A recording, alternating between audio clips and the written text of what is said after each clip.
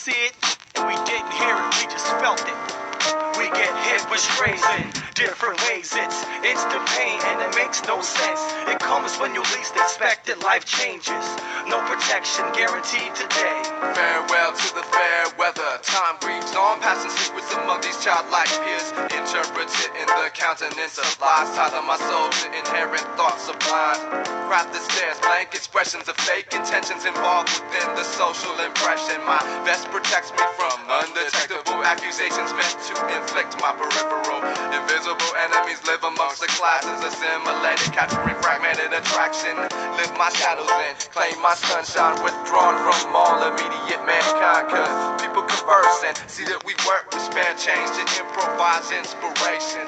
Halfway between a dream and a memory, monotone antagonists fail to distract. We get hit. What's good, family? It's your brother Fatboy Fish. We are back with a little bit of topic for today. And peace and blessings be to all my brothers and sisters out there in the world. All glory given to the Most High Yah, for he is worthy, family. For he is worthy. Let him into your life. Let him give you strength.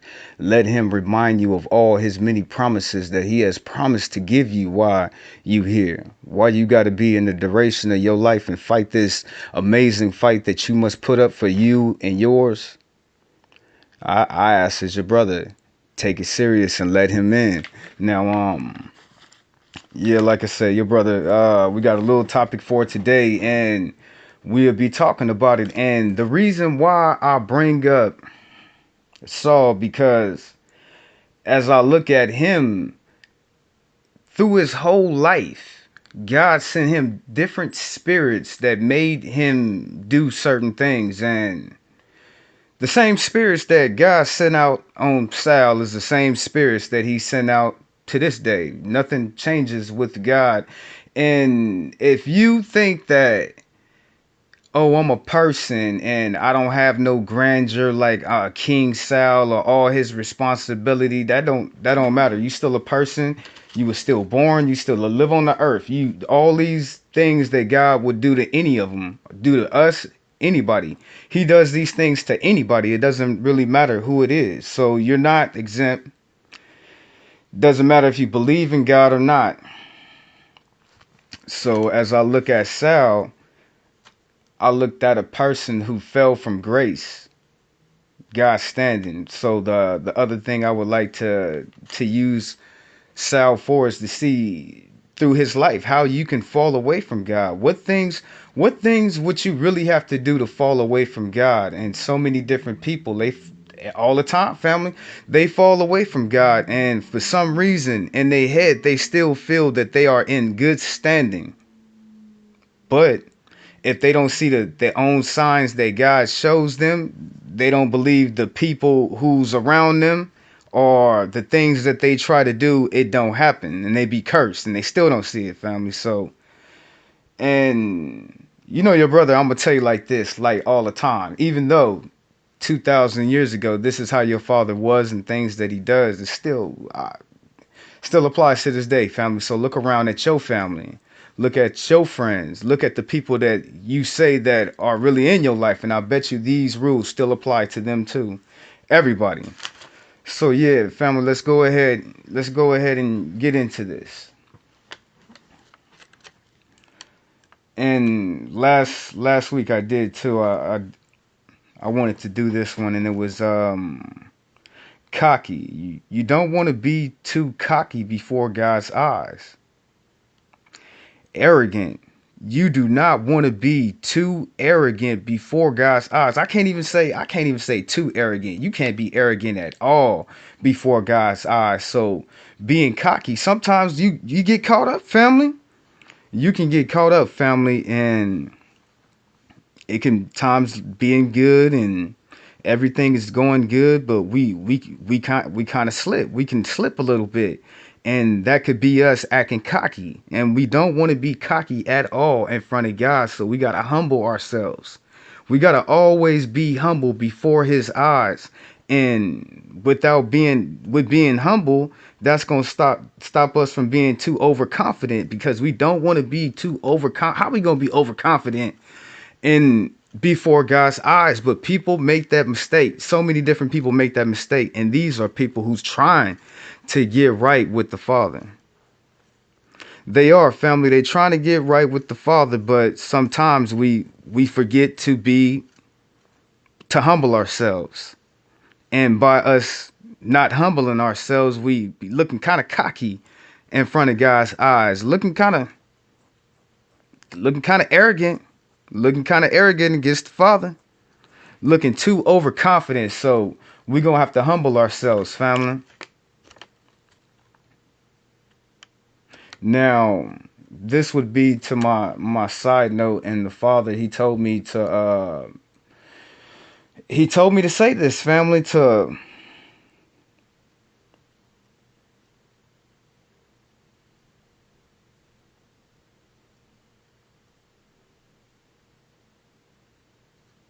okay, let's go ahead and get into this. I'm gonna have to come back to that.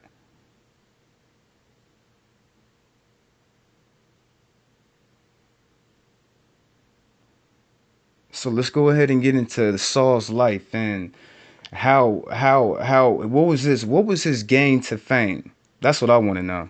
Saul was chosen by God at a young age to be the leader over Israel.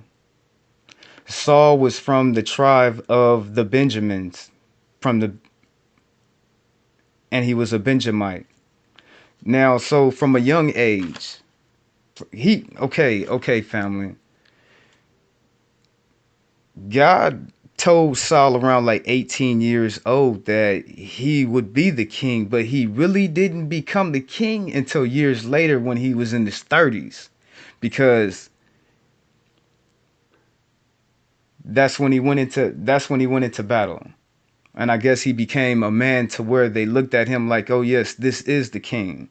So at a young age, he was anointed at the king. Everybody knew he was the king, but they really didn't make him the king until he was like 30 years old after he went into war. Okay, God sent Saul a new heart because he feared his future as king of Israel. Okay, now this is a spirit. God is sending out a spirit because he see that Saul, he's scared. He don't want to become the king. He's scared of becoming the king. So God sent him a spirit to strengthen his heart, to make him man up. He had to man up in front of God. So God, he felt sorry for Saul and he gave him that spirit to make him man up. Okay, now when the Amorites arose against Gilib, Jerbish Gilib, and the father's spirit came upon Saul when he heard what the Amorites were preparing to do. Now, in this situation, God once more again, he sends Saul a certain spirit, and the spirit overcame Saul, and it made Saul mad. So let's go back to these Amorites. They were preparing for war. So King Saul massacred all the Amorites, and whoever survived were scattered so that no two of them were left together. After that time in the city of Gilgal, they they made him anointed ruler over Israel. So it took Saul to go into battle. So you see he's on the right track. He's doing everything. He's answering to God. He's doing whatever God is telling him to do. But as I look at Saul, he's a perfect example of how you can fall short even though you be God's anointed. Even though you be God's anointed, it's all of our choice, family. Cause it came points to where God, he'd just come up to anybody and be like, you know what, I'm just not messing with you like that no more. Okay, let's get back in this, family. I'm sorry. Let's get back into this.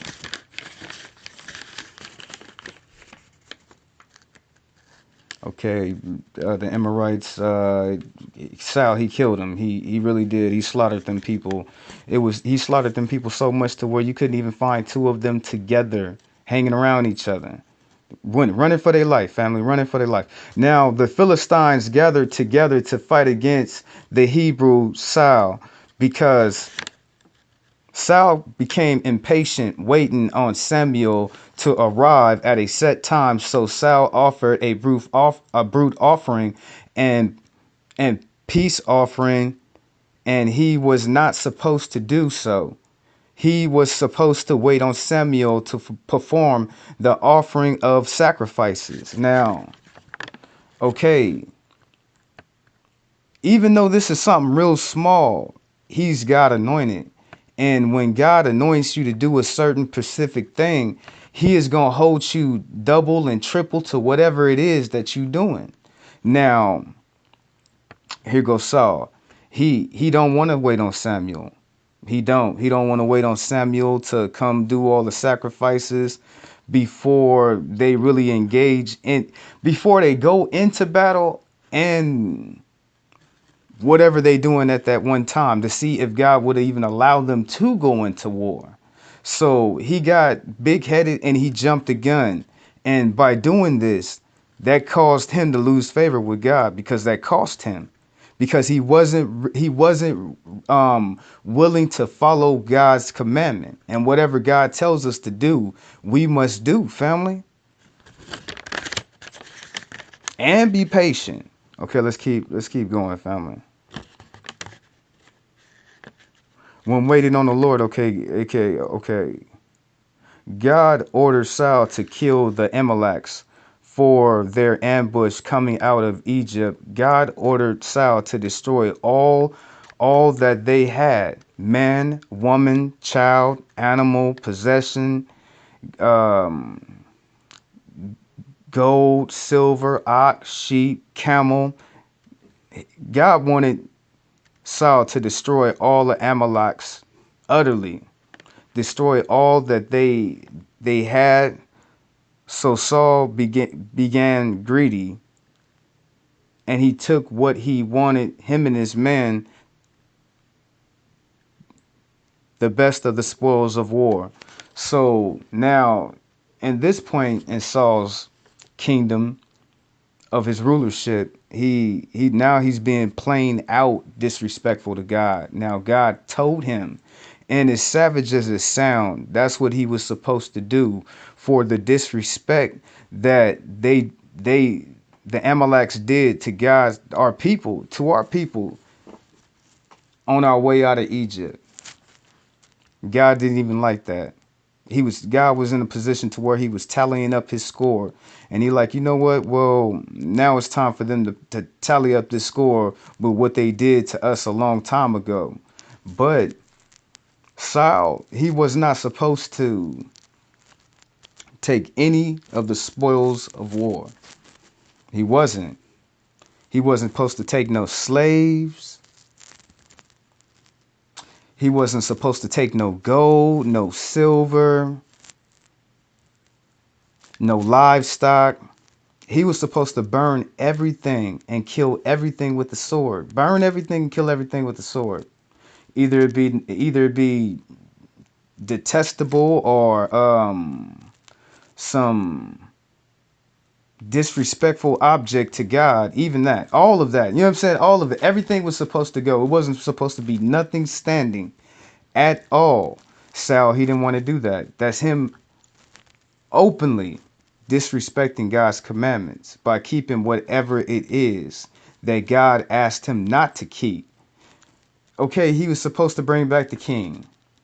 He did that. But he still split the spoils of war because he was too asphyxiated on worrying about what the people want. He's supposed to be the king. Now, those who that's another thing. God, whoever God asks his anointed, he's asking more from. So we just supposed to follow him.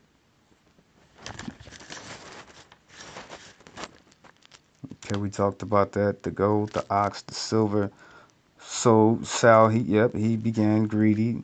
and he split the spoils of war.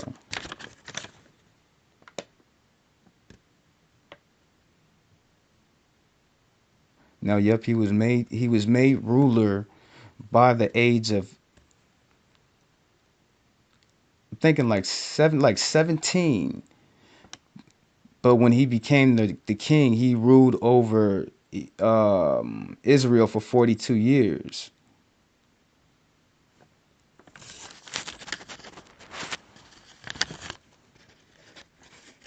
Okay, let's keep it going.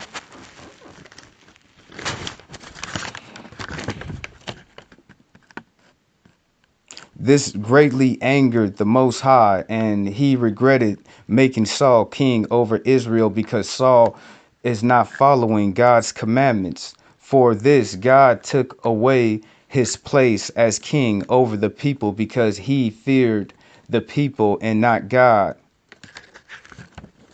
So God, he felt like it's just a mistake to put Saul in a place to rule over his people, and Saul ain't gonna listen. He ain't gonna do what God, and he know what God is asking him to do. It's not like he don't know what God is asking. He knows what, and he still refuses God. Okay,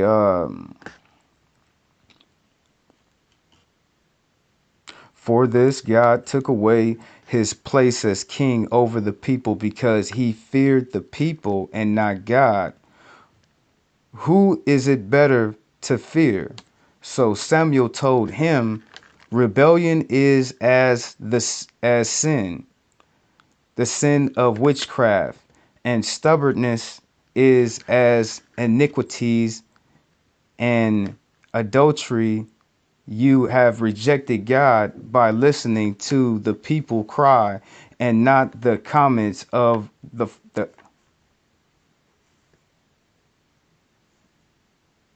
yeah, the comments of your father. Now Samuel told him, if you up over here, if you up over here sinning, that's no different than witchcraft. And being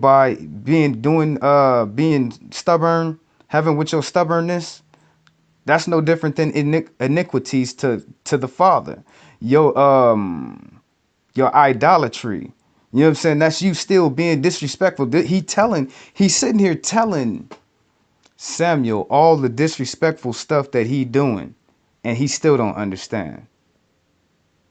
What he say? Your rebellion is as of the sin of witchcraft, and stubbornness is the iniquities and adultery.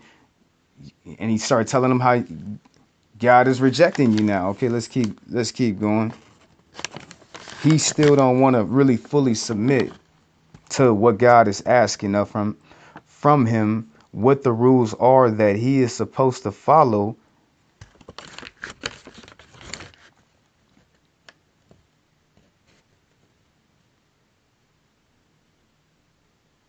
Okay, you rejected God by listening to the people cry and not the comments of the Father.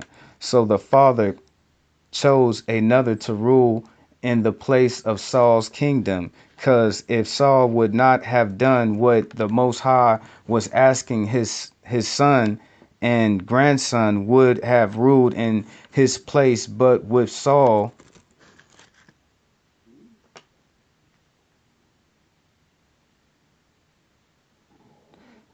he just defense against the Most High.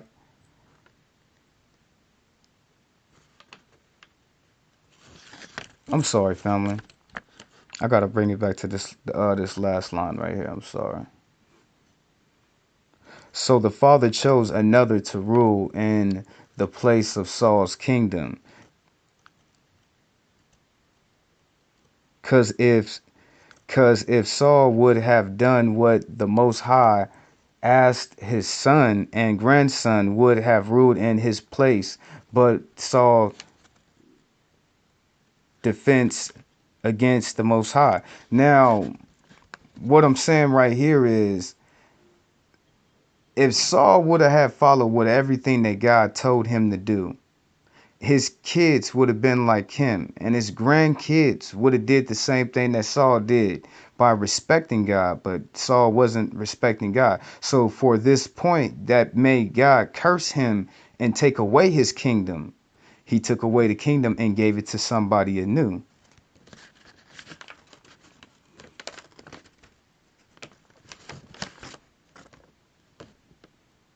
Yep, rulership over God's chosen people against the Most High Yah, ending Saul's rulership. Okay, by this action caused the Spirit of the Lord to leave Saul and give him a torment spirit that inflicted mental suffering on Saul, taking away any joy or peace. So God took away Saul's mind and sent him a spirit tormenting his thoughts, and also filled him with depressions and fear.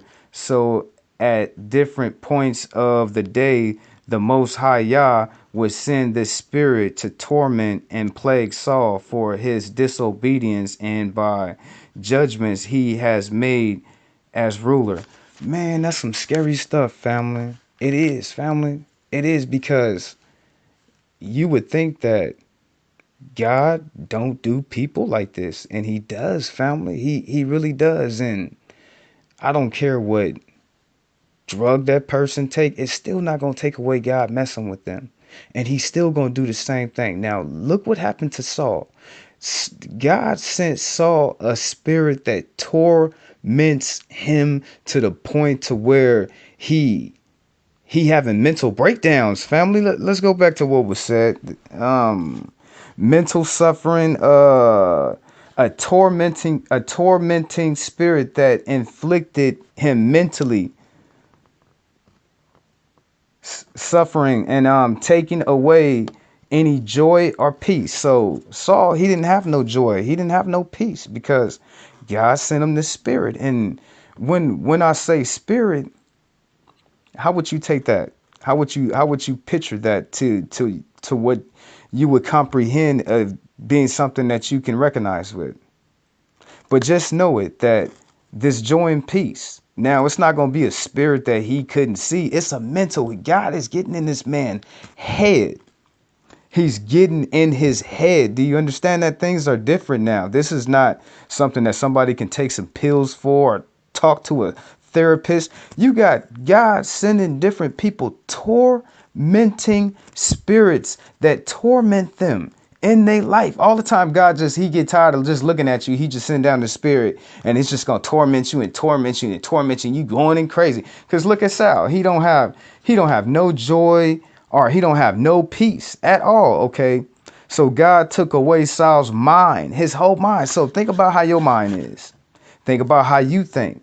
Think about how you would look at your mind on a regular, and anything in your mind that would be joy or peace, he took that away. Okay, now you got some type of mental suffering that he putting on your mind. Okay, let's keep going. And send him a tormenting spirit, and it filled him with depressions and fear. So at different points of the day, the Most High Yah would send this spirit to torture and plague Saul for the disobedience and bad judgment he has made as ruler. So at any time, like I said, at any time, God just feels like it, and he want to torment Saul, and he want him to suffer. He'll send them this spirit to him, and Saul start losing his damn mind. He start tripping. You know what I'm saying? He start tripping. He not tripping because he on drugs. He not tripping because he on alcohol or any other thing. He tripping because God has sent him that tormenting spirit that's inflicting him mentally, and he's suffering. Okay, he don't got no joy. He don't got no peace. He don't know what happiness is. He don't know what those things is, but he know those that spirit is gonna come to him for being disobedient. Okay, let's keep on going, family. So let me ask you this question. Do you think God does this to people nowadays? Yes. Why not wouldn't he? Why wouldn't he not? And you see all these different cases when you think these people are going crazy. They're going crazy because God is doing something to them. Okay, let's keep going, family. I just want to thank you for spending the time to chill with your brother and dig deep in this knowledge of King Saul, of how we cannot be disrespectful. I know it's a whole lot, but we are breaking it all down, and things that you probably didn't know and things that you did know, and some revelation on different things you will get. I know that, and I am thankful, but I do thank you for taking the time to spend with me. I just ask that you bear with your brother. You know how I am. And I thank you, family. Okay, moving to the next one. Okay, yeah, for Saul, Saul being disobedient as the ruler and the decisions he made. Okay, after the great battle against the Philistines, King Saul became very jealous and envy after David accomplished with slaying the great and the great Goliath, and he hired David to sing.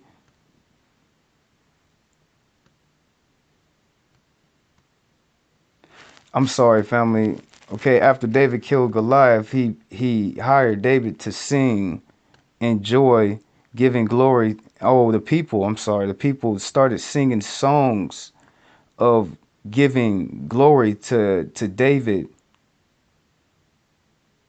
by saying David killed 10,000 and Saul killed thousands. This enraged Saul to jealousy. His eye of jealousy was on David. So, okay, now we already know Saul. He's sitting up here and he got all these tormenting spirits sent to him by the Most High. Torment. So now he jealous now. Now he's jealous because he hating on poor David. He really is. And with all God has blessed Saul with at this time, you think that he would be happy that somebody took out Goliath. Did no man in Israel want to fight Goliath but a child? And people, they think that, oh, well, you talk about giants and stuff, or we talk about 50, 80, 50, 70 feet tall. These people are like 9 feet, 10 feet tall. It's somebody that you done seen that's got some Nephilim seed up in them. I know you have. And they're not that big like that, family. There's somebody that you could fight like that. Like you get one of them top paying wrestlers, like Andre the Giant, or somebody like that, real tall and real big, and that's what you're talking about. And didn't nobody want to fight this man, even though he was great in stature, and they would call him a giant like that. You got a boy that's willing to face a giant. So here's Saul go getting mad that the people showing David love by singing a song that's saying that he killed 10,000.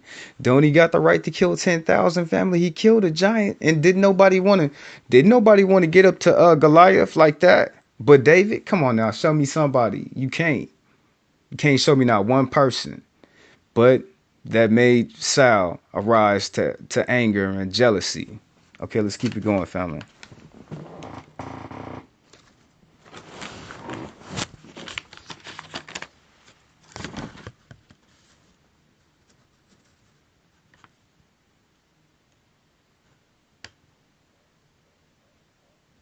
So when God would send the tormenting spirit against Saul, he would go insane like a madman who is mentally ill. Tried to kill poor David twice as a child, but David, being loyal, honorable, stayed loyal to the king, even with him trying to kill him several occasions. Saul was jealous of poor David because he also knew that the God of Israel is for him. Saul's son Jonathan, David was David's best friend.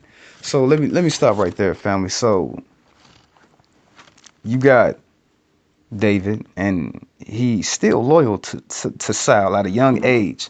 And when David slew Goliath, he was only what was it, 17 years old. So he wasn't even 18 years old yet. But in the courses of before he became a man, let's say that of the ages of 21 years old, Saul tried to kill him at least 2 times, family. You got poor David, because he